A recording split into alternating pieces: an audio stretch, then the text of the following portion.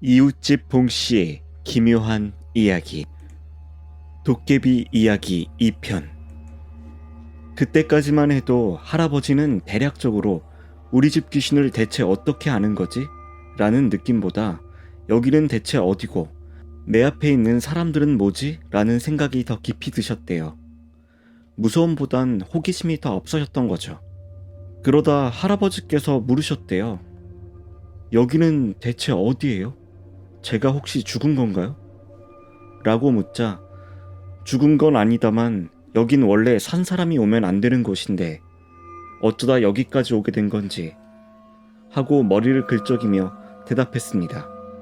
할아버지는 왠지 모르게 푸근하고 친근한 느낌의 그 남자가 자신을 해코지하지 않을 것 같은 느낌이 들어 경계심을 풀고 하나하나 조목조목 그간 있었던 이야기를 풀어놓았다고 해요.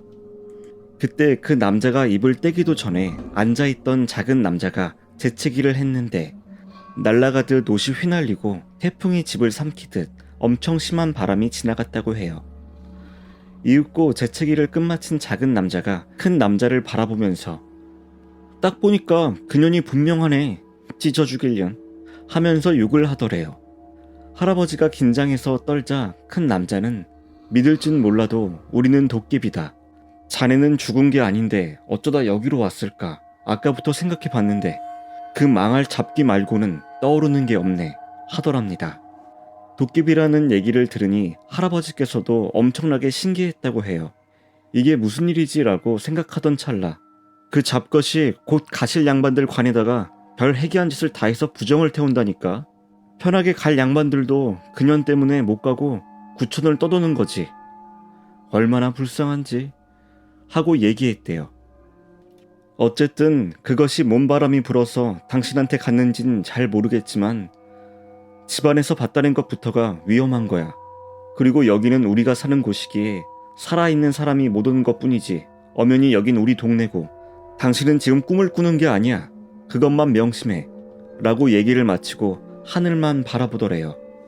단지 건물을 쳐다봤다고 해서 저주하고 곧 죽을 사람들한테 저주를 퍼붓고 이승에 머물게 하는 그 귀신이 무섭기도 했지만 여기가 꿈도 아니고 현실도 아니고 그 사이의 경계라는 사실에 아리송하면서도 빨리 이 문제를 해결하고 싶어서 할아버지는 도깨비에게 부탁을 하기로 했대요.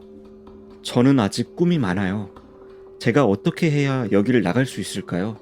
또 어떻게 하면 그 귀신을 퇴치할 수 있을지 알려주세요. 제발요. 정말 간절하게 얘기하자 큰 도깨비가 헛기침을 하더니 우리가 배가 고파서 그런데 그럼 메밀묵 많이 만들어주면 한번 생각해보겠네. 정확히 5일 뒤에 큰 대접에 메밀묵을 가득 담아 대문 앞에 놓아줄 수 있겠는가? 당연히 할아버지는 수긍했고 아무것도 보이지 않는 그 안개 속에서 오직 도깨비 옷깃만 붙잡고 도깨비를 따라 꽤 오랜 시간 걸으셨대요. 얼마나 걸었는지 감도 오지 않을 때 금태를 두른 커다란 문이 보이더래요. 큰 도깨비가 그 앞에서 춤을 추고 노래를 부르자 그 큰 대문이 열리면서 눈을 뜰 수 없을 만큼 강한 빛이 비추더래요. 할아버지의 말씀을 빌려 말하자면 수십 개의 비단 옷을 겹쳐 입은 듯 부드럽고 따뜻한 느낌이었다고 해요. 얼마 지나지 않아 할아버지가 발로 이불을 박찼을 때 이불을 끝까지 덮고 있었던 탓인지 땀 범벅이에 숨도 차고 어지러웠다고 해요.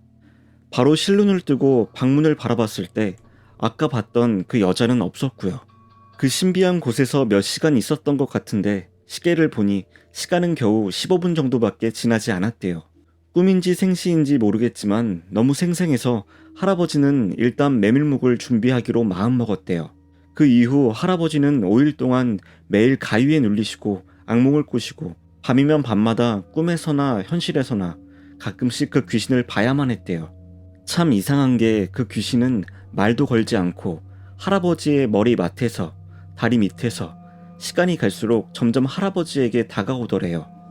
넷째 날이 되는 날 잠을 자는데 너무 한기가 들고 느낌이 좋지 않아 눈을 살며시 떴는데 그 여자가 할아버지 얼굴 앞에서 미친 듯한 속도를 내며 손으로 할아버지의 얼굴을 쓰다듬고 있더래요.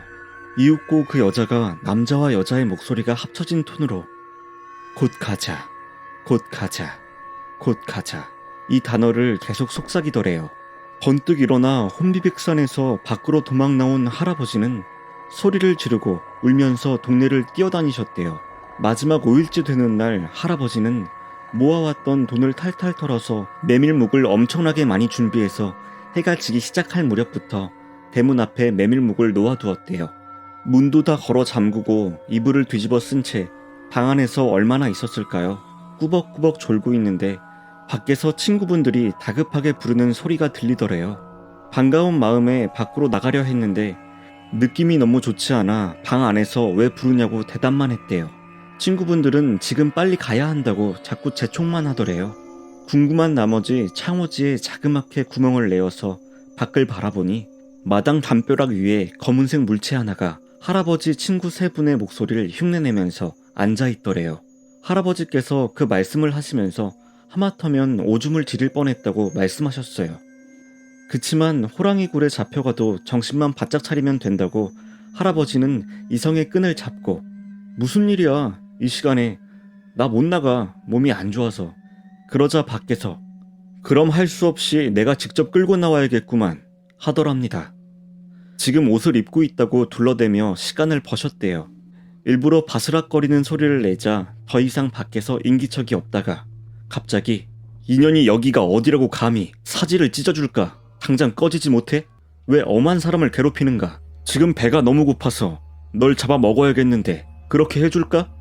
그렇게 다투는 소리가 들리더래요.